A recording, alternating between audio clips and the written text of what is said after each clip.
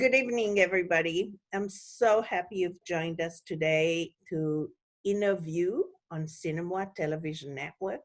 I am so excited to interview certain members of the cast of The Tax Collector. It's the #1 live streamed movie in I think it's on Amazon or Apple TV, on all of the above.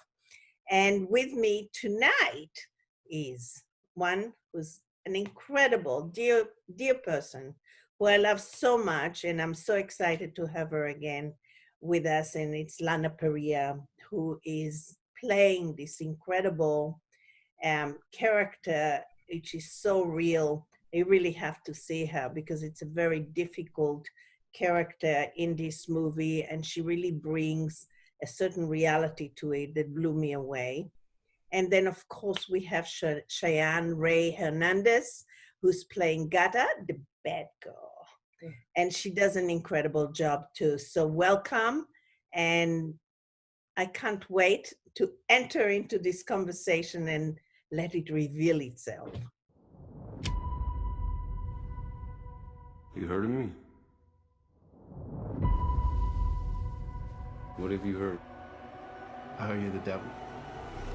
I might be.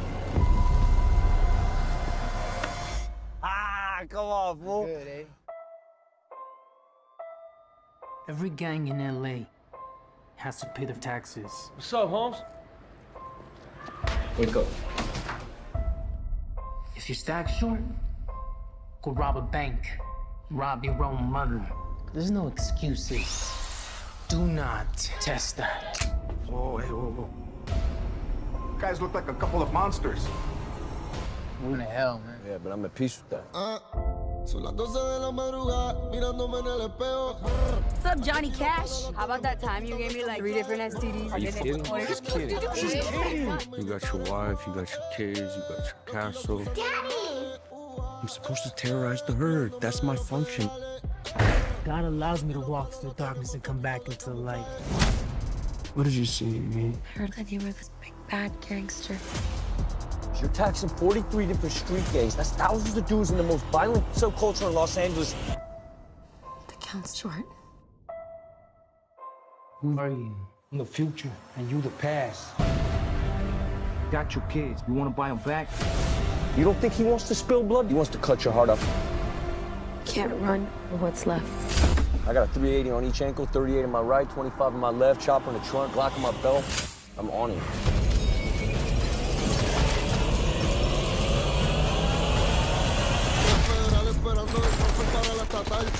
Took my kids, man. I'll ride with you till the wheels fall off. You're bad. You ain't that bad, all right?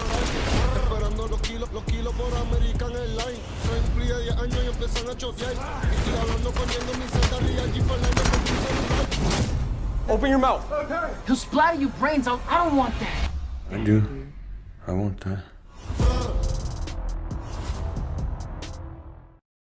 I can't tell you how happy we are to have you on the show Interviews, because this entire effort of this movie touches a nerve in our entire country, but also in Los Angeles particularly, because we have a world within a world that very few people really understand. And I think this movie is so real in terms of how it interpreted that whole culture. So I'm thrilled to be able to actually talk to both of you about the movie and about this phenomena that is occurring in the subculture of our own city. So first of all, Cheyenne, welcome to the industry and welcome to the film industry. And we are so happy to welcome you. Hello, my name is Cheyenne Hernandez. I am 5'6". I live in Los Angeles, California. However, right now I am in Melbourne, Australia. What is this? Are you feeling mentally healthy? No, you don't do that. I'm not insane. You're the one who woke me up in the middle of the night over some dishes in the sink, punched a hole in the fucking wall. I drank too much. I went too far. I'm sorry. It won't happen again. I picked glass out of Maddie's hair last night, Sean. I didn't mean for that to be so close to her. I never hurt her. You know that. No, I don't. I pay the bills. I let you mooch off me. If you walk out, you'll have no one. I know that, Sean. I am well aware of just how completely fucked and alone that I am. But I will not pick glass out of my daughter's hair again. I may have no one, but Maddie's got me. You know that? A real privileged Whoa, Lena, relax. Hey, fuck you, and your little boyfriend. You too. Okay, guys, time out. Stop all this ruckus. Rich, buddy, until you have to sit there for 2 hours to find a fucking warranty for a fridge that these two asshats broke, trying to ransack your apartment, get off my dick. I know this is your first movie, and it's the most amazing entry into our industry because you truly wear the character brilliantly. And I was actually stunned and surprised how honestly you took on this character and how you were wearing this character so well. Now, you know, knowing that you actually were in the army and, you know, and you really dealt with the whole issue of survival from a whole other aspect. Tell me, how much of that did you carry into the film? And where did you find that whole historical level in your life come into play?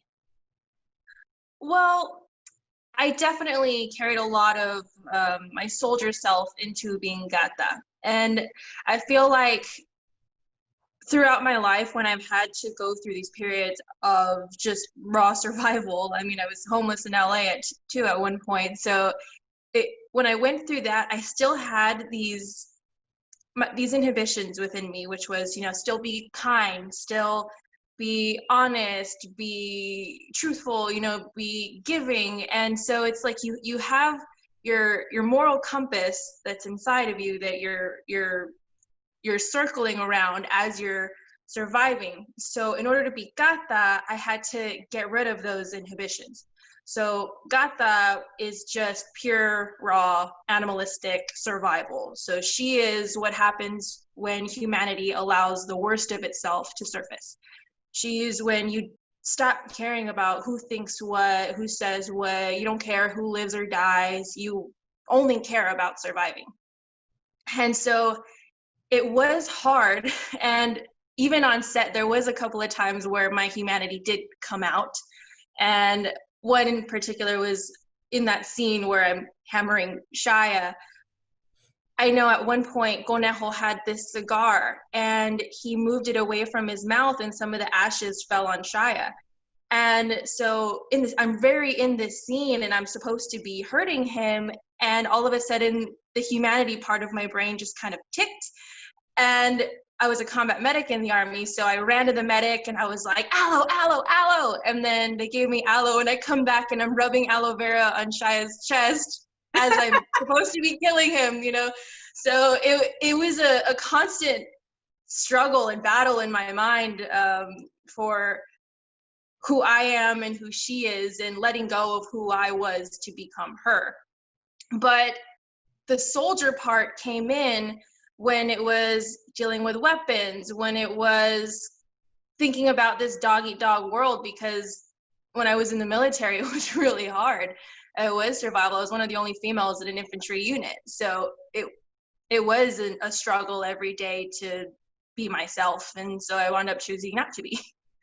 Now, that's amazing. So when you're talking about Gata, you know, she obviously had a whole life before entering this moment of her life, where all of a sudden it was about pure survival.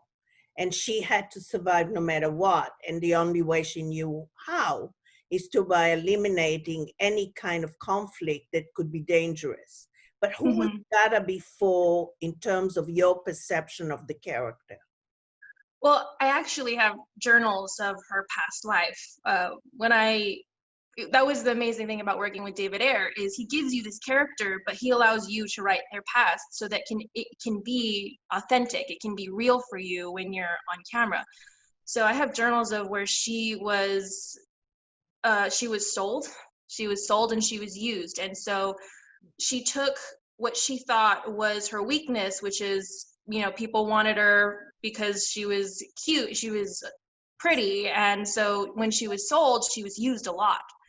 And so in order to kind of take back her power, she decided, I'm going to use my sexuality as a weapon now. And so everybody else around her became her toy. She was no longer anybody else's toy. And that's why she has this, I don't care about life or death. She has this cold detachment from that disables her ability to feel anything when she's killing somebody.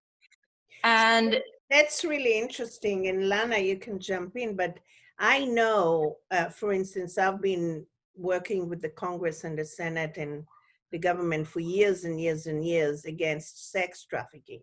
Now, it just so happens that sex trafficking is a $91 billion business. And right now in California, we have 600 girls who are in prison for life without parole, most of them colored.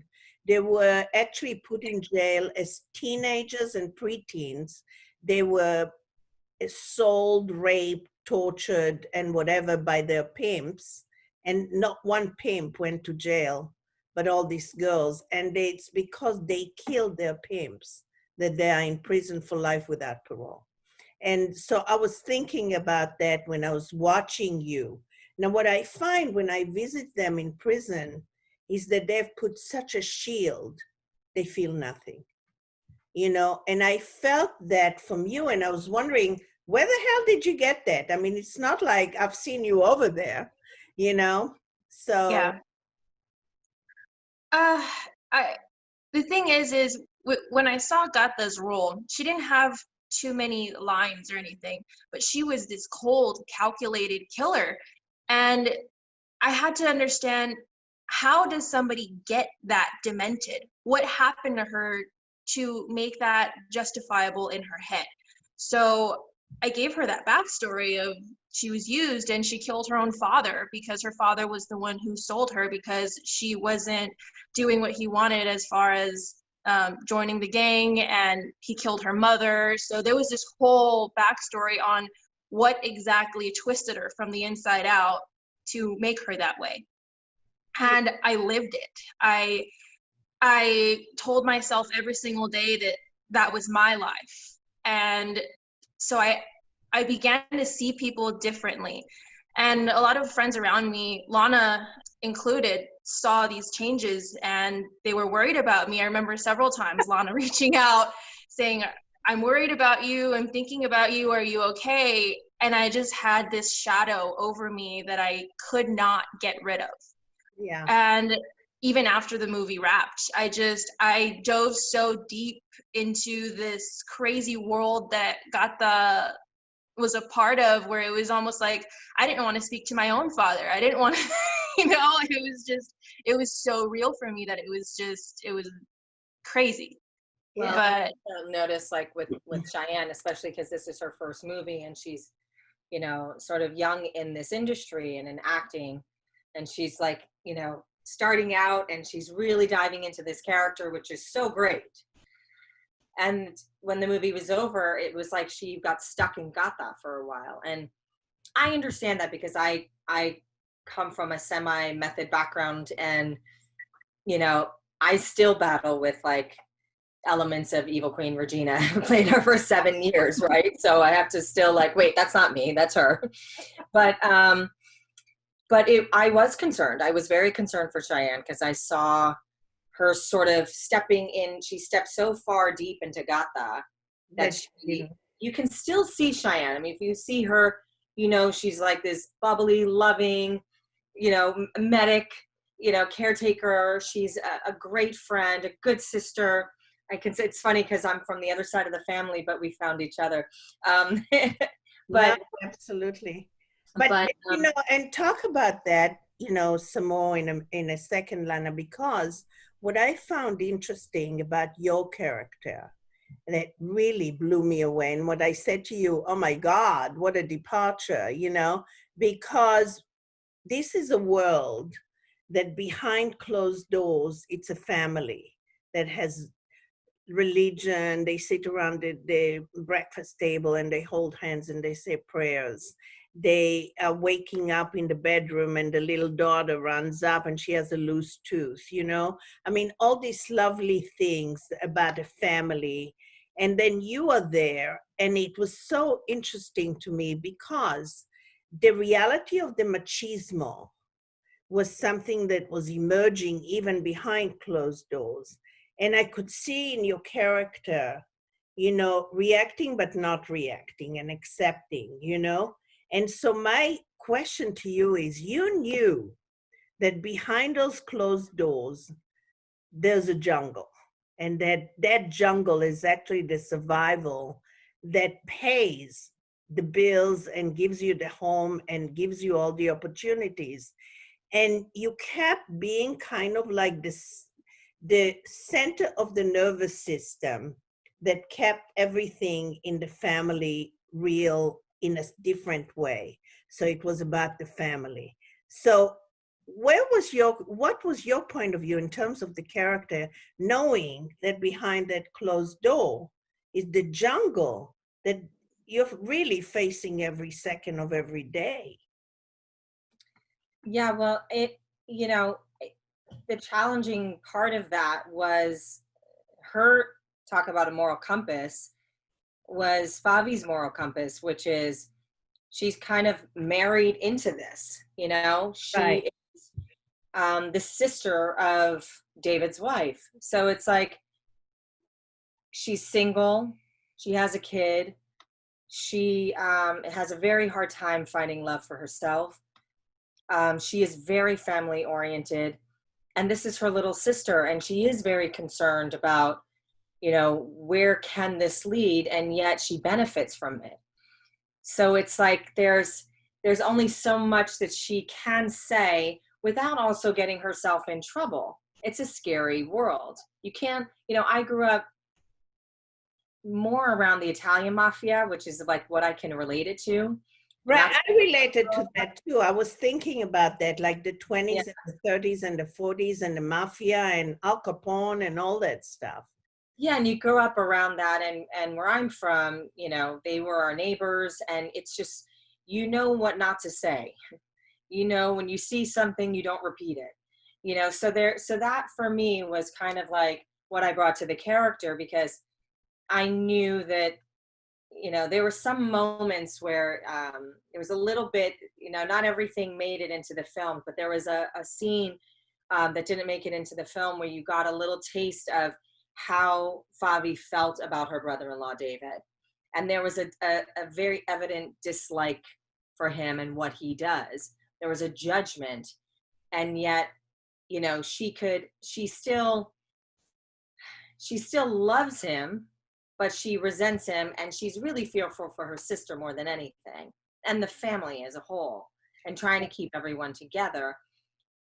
But she also, you know, she also is envious of it too. She's also envious of the life that her younger sister has.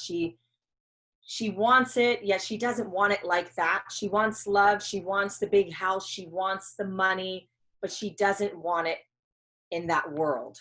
You know, so there was a part of that that was there in the character. I don't think we saw it in the scene because it wasn't really, it didn't make it into the film, but there was a bit of that beginning of the dinner scene where that conversation was taking place, and you can see it with looks and the exchange between David and Favi and her sister and Favi.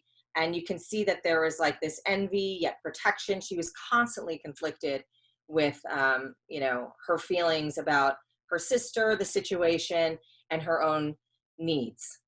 So it was a very complex, layered character that I had a great time playing.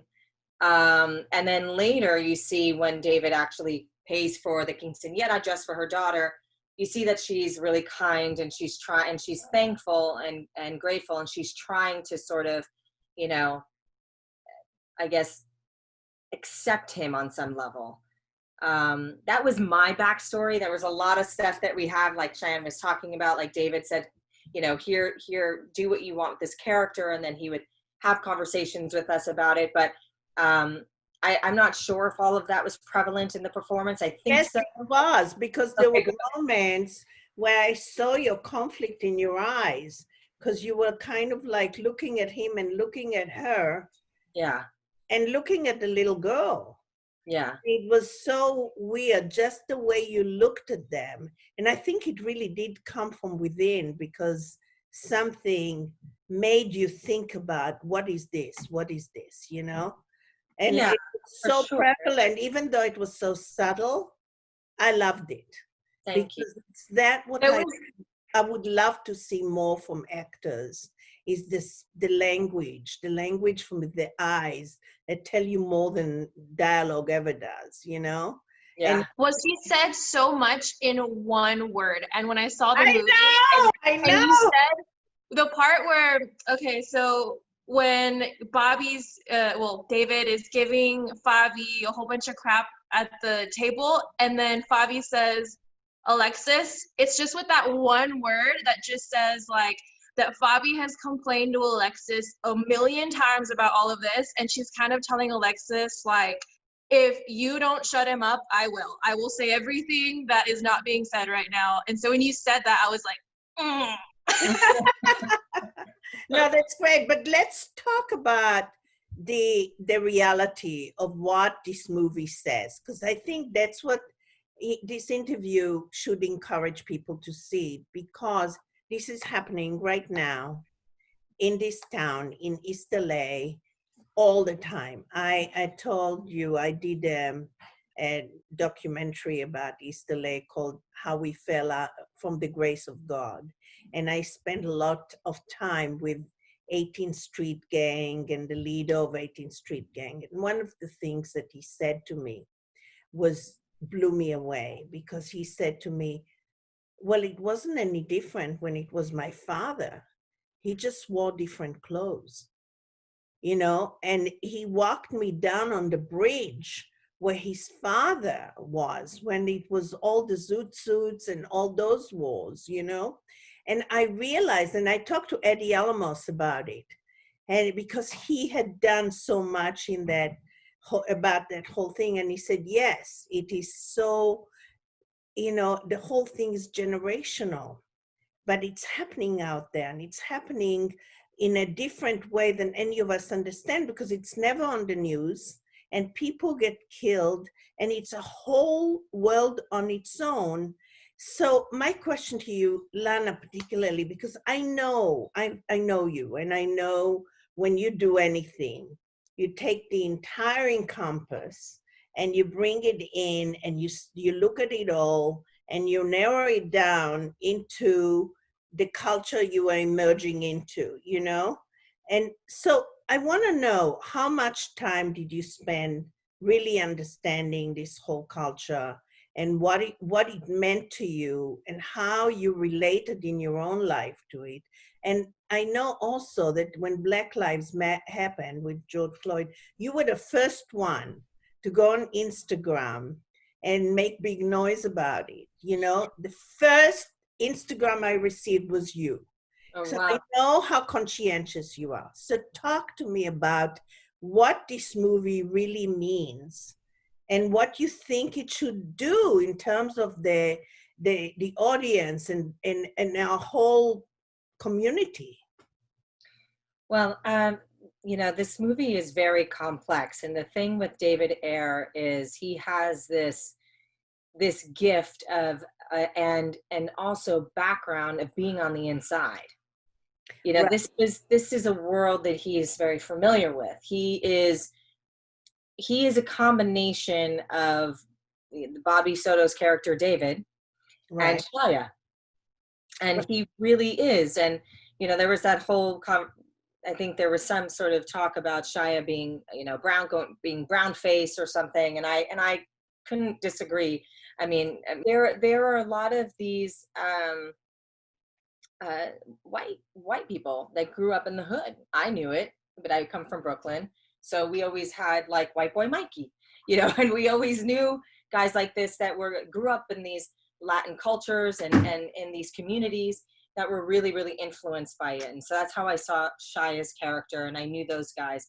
And I also knew the guys in the hood, you know, the guys that were selling drugs, the guys that were killing people, the guys that, and they were my neighbors, you know, except it took place in Brooklyn. So for me, seeing this world, just being in Los Angeles, how I understood it was how I understood the world in New York City, which it was more gang related. I feel like LA is a little more segregated than it is in New York.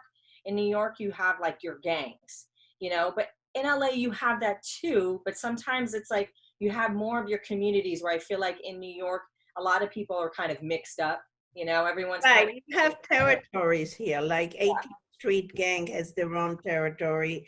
right. Then some of the other gang, Hazard Street gang is around Hazard Street. So it's divided by territories. Yeah, and in New York, it's similar as well. And I knew a lot of these kids that were selling drugs, and I knew kids that were killed because of it. I mean, these, you know, kids I grew up with. So for me, when I read this film, it was like, wow, I finally get to be in something that no one's ever seen me do, but it's a world that I understand so deeply because I grew up in it. And yet no one's ever seen this in me. I'm especially coming off of Once Upon a Time playing a royal queen. That couldn't be further than who I am, you know, as a person. So, you know, so for me, it was like, oh, I get this. And I feel that, you know, part of LA, there's a lot of parts of LA that people don't see. And we filmed in South Central. We were in these parts that were dangerous, and yet we were protected because we were doing a movie and we were telling their stories, and there's a level of respect that comes with that. Right. And it's a very complex world. I can't judge it because who am I to judge? But I think it's an important film because we have to, it's educational. And no directors exactly right. It's educational. And I read the reviews and stuff, and I don't think they understood. I spent an entire year there, so I understood it. And that's why I'm so eager to talk to you guys about it, because it's very real. And David Ayer is one of the only film directors that are actually telling these stories. Right. And he's done it. You know, if you just look at his previous films like End of Watch and also Training Day, like these are all his films that are, you know, about a world that he grew up in, that he is very passionate about. He loves the Mexican culture. He loves the Latino community. He's a white man, but he feels like he's Mexican. You know, I mean, he really speaks Spanish. He loves Mexican food. You're like, this man is a Mexican man trapped in a white boy's body. And he really is the only film director I know that are telling these stories. And it's important stories, because sometimes when you're not Latino, you actually have an outsider's point of view that's more accurate, because you see all the innuendos and all the colors, and you touch all the spots, the hot spots. But Cheyenne, so we know, when this obviously is your first film, but you've had quite a journey getting here. So I think you have a lot to give to the screen and to movies because of your own journey. I know not just about the army, but I know that you had some real tragedies, but you took the risk to come to Los Angeles because you felt that this industry as an artist is your life, for your life. So tell me about that journey, because I know that you went through such trauma that it changed your life. Yeah, I honestly feel, and I just told David this the other day, that I owe my life to him. I really do, because I feel like I was on a very bad path before. My brothers, if you read, were killed by a drunk driver. And so when that happened, I was very suicidal. I was still in the military, and they put me on very heavy medication just to kind of make me less crazy. And it made me feel more crazy. I became a zombie. I didn't feel anything anymore. I was alive but not living. I tried to commit suicide a couple of times, and I didn't want to be on this planet anymore. It was just as simple as that. I felt like before, it was when I thought of having kids and getting married and having a life, it was my brothers, their kids were going to be there too. You know, it was going to be our family parties. It was going to be, we're going to have the quinceañeras together, where everything was with them. And I had this picture of what my life was going to be. And my little brother and I, we were going to be on the big screen together. And he was going to join the military, and he was going to get stationed with me. So when that life just no longer existed, I didn't have a plan B. And so I fell into a pretty dark place. And then when I realized that I wasn't keeping my promise to my brother, I had promised him when he passed that I would do this for both of us, that I would live out all of our dreams. So I still have to get a pilot's license as well for my big brother Joshua, because he died, really wanted to do that. And so I realized I'm not keeping my promises. If they're watching me, they are angry because they were watching me just wither away. And so when I moved to LA, it was one of those things where it was like, either I'm going to die or I'm going to go do this. And I went, and it just started happening. And yeah, I was homeless for a while. It was hard. But I had this feeling of, and the best way I can describe this is I felt when I was on the right path and I did something closer to getting me here, I felt like there was air in my veins, and I felt like I was just going to fly up at any moment. And that's how I knew, stay on this path. You're doing something right. You're doing something right. And then it was like I would meet people and I would see something in them that I can't explain. And then one of them was my acting coach, and she just saw something in me, and she's like, I see something in you. I think that we can do something. And then she introduced me to my manager, and he said the same thing. And then David Ayer said the same thing. And then Lana said the same thing. And it was like I have these soul connections with people that let me know I am exactly where I'm supposed to be. And Lana pulled me out even more of that dark place that I was in, because even through Tax Collector, I was in a really dark place. After Tax Collector, really dark place. And I felt like Lana and our best friend Trish, they just loved me through it. And I felt like I was existing. And then now I'm where I'm supposed to be because of love. Like I was a soldier, so I had combat boot calluses. I didn't know how to walk in heels. Lana taught me how to walk in heels on set. And I would stay the night at Lana's house, and you know, some women, they can be petty. You know, if they're going to teach you something, they're going to make sure that you feel less than them as they're teaching you. Lana, we would wake up, and she would just be very, very sweet and go see me doing my makeup, and then say, well, this is how I do my makeup. And then she would do her makeup. And I didn't feel like she was like, no, you're doing it wrong. I felt like I never had a big sister, and I felt like Lana was just being my big sister. She was teaching me how to put on makeup. She was teaching me she's still teaching me etiquette. Doesn't always pan out, right? But you did great. Beautiful. It's so beautiful. I mean, the first time that I met Lana, I felt like I was meeting somebody with his heart as big as an entire nation. You know, and it's so beautiful, Lana, that you really reached out, and it's what it's all about. You know, if we can all just reach out to each other and help each other through difficult moments, we all win, because what else is there? You know, so how is your life now? I mean, have you been able to find a place and people, and is your life? I still have Lana and Trish. They are, when I get married one day, they're going to be in the wedding. That's how much I love them. But I think that through Tax Collector, I learned how to love. I learned how to love myself. I learned how to love other people and let other people love me. That took a bit. Like, I know on set, Bobby Soto, he would come up and hug me, and I would kind of just tense up, and he'd go, "Love me back." And so I'm like, okay. And so I had to learn how to be comfortable again in my own skin on set. And then after that, it was like, I don't know, I was just more open to life. I feel like I was just guilty. I was guilty that I was alive and my brothers weren't. You know, I was guilty that every time I smiled, every time I laughed, I just felt this overwhelming guilt.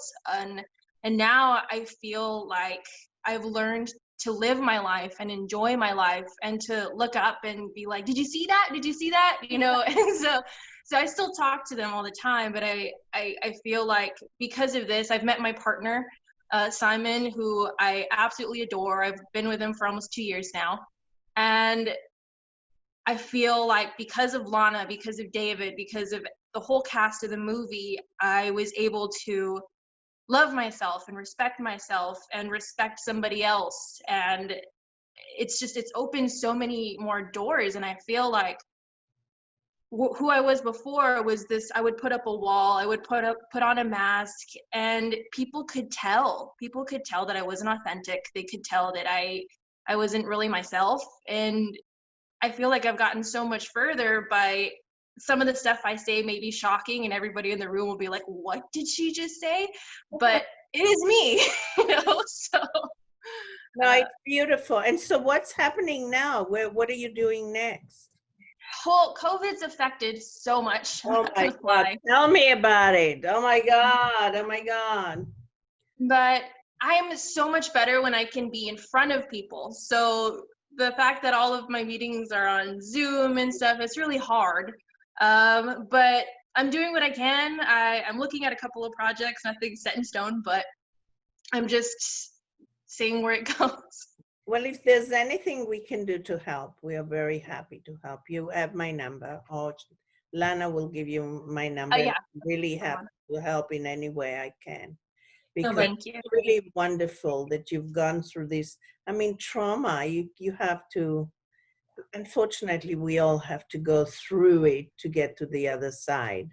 And Yeah. It takes people like Lana to help you do that. So it's just incredible. Again, my beautiful Lana, you're just such an angel. It's amazing. So Lana, what's next?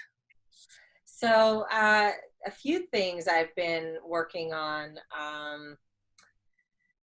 I'm developing one show right now, and we're seeing where that lands. It's really interesting. Of course, I can't talk about it because it's developing.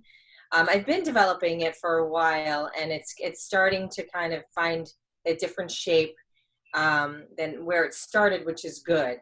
Well, it started here, and then it kind of took a turn, and then now it's kind of going back to where it was. So I'm working on that. I recorded a song, which is kind of interesting. Oh my God, do you have it? I want to hear. So the DJ, his name is Glow Vibes, and he's Italian, and he asked me if I wanted to lay down some tracks for him, some song, and I was like, oh my God, okay, sure. Let me read the lyrics. And I read the lyrics, and I read it, and I was like, yeah, let's play. So now it's like dance house music from the 90s. And that's like, so New York style, right? So he has like a very like old school vibe to it. And he just sent me the cut yesterday, and he's like, do not let anyone hear this just yet. So I can't let anyone hear it just yet, but I finally just got it yesterday, and it's really sounding great, and I'm really liking it. When you sang before, I was like, we talked about that. Yeah. I mean, I love it. I just so love glad you're doing that. Thank you. Oh, And that's wonderful. it's so, it's been this like, it's one of those things where you just don't let opportunities pass you by. Exactly. Something came to me, and I had a choice, and I thought, well, why not just go for it? So I did. And during COVID, it's an opportunity to try new things. I started a t-shirt sort of streetwear line called Keep It Regal, and I love it. People are really responding well to it. You can find it at keepitregal.net or keepitregal.com now will take you to the other website. So that's doing well, and I'm having fun designing shirts and sweatsuits and things like that. So, and hoodies. I love it. I love it. So I'm trying to branch outside of my acting career and try other things, and seeing if, you know, whatever lands, and just being creative is the most important thing for me. So I think the industry is beginning to figure out how to do productions in this period, because I don't think the virus is about to leave us. You know, I think we're still having to go through some changes. But the key is just to be loving and caring and reach out to each other and try to promote each other. And, you know, and we're here for you, and you know that. So this is all going to be good. It's all going to be good. But this movie definitely should get people to watch it, because it definitely unveils the realities that we need to unveil in our community. And it's not only here, it's in New York as well, and everywhere in Texas and all of that. So I think it's really important. I think you guys did a brilliant job. I mean, the acting in this movie, and Shia, oh my God, you know, he creeped me out. But anyway, and David, I mean, he was brilliant. So, I mean, Bobby, I call him David because that's his character's name. But, you know, I think you guys did a brilliant job on this. And I think it deserves genuine attention. And also it deserves the Academy to really focus, because the characters were beyond real. And I just have to congratulate you, really. Thank you. So thank you so much for coming on Interview and on CineMoi, and I love you. And Cheyenne, you're going to have a wonderful future. You are. Thank you so much. Blessings. And Lana, I love you to death. I love you. Thank you. So good to see you. Thank you.